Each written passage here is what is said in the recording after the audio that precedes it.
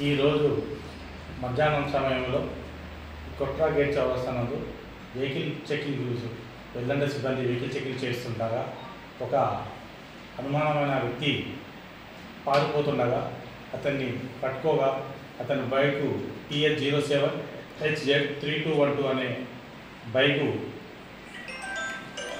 పారిపోవడానికి ప్రయత్నం చేయగా మా సిబ్బంది అతన్ని పట్టుకొని చెక్ చేయగా అతని దగ్గర కొంత బంగారం వస్తువులు గలవు.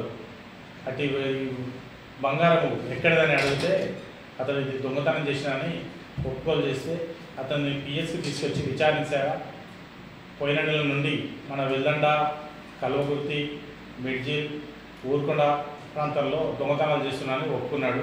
అందులో భాగంగా మొదటగా పెద్దాపూర్లోని ఒక ఇంట్లో 2.5 తులాలు, కుప్పగన్నులో 7.5 తులాలు మరియు కల్వకుర్తిలో లింగంపల్లిలో 1/2 తులము, తర్వాత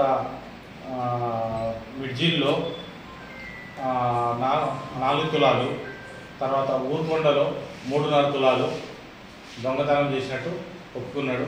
అతన్ని చేసిన దొంగతనం అంతా బంగారం అంతా రికవరీ చేసినాము. అతన్ని రిమాండ్కు పంపడం జరుగుతుంది. శివ, అల్లం శివ అని ఇతడు పాత నేరస్తుడు. ఇతడు ఇదివరకు పాత కేసులో జైలుకు పోయిండు 2 సార్లు. ఒకసారి రాచకొండ కమిషనరేట్ నుండి మంచాల పోలీస్ స్టేషన్ నుండి జైలుకు పోయిండు. హైదరాబాద్ సిటీ పోలీస్ నుంచి అంబర్పేట్ పోలీస్ స్టేషన్ నుండి ఒకసారి జైలుకు పోయిండు. ఇతని పైన టీవీసీ కేసులు కూడా ఉన్నాయి. ఆ కేసులు ఇంకా విచారణలో ఉన్నాయి. ఇప్పుడు ఇతన్ని ఎస్పీ గారి ఆదేశం మేరకు కోర్టుకు పంపడుతుంది.